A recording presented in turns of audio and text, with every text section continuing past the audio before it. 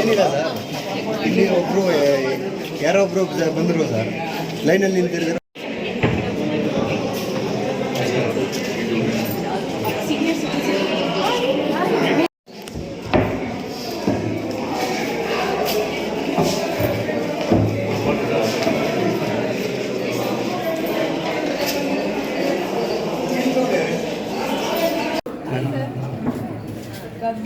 ಎಷ್ಟು ನೋಡಿ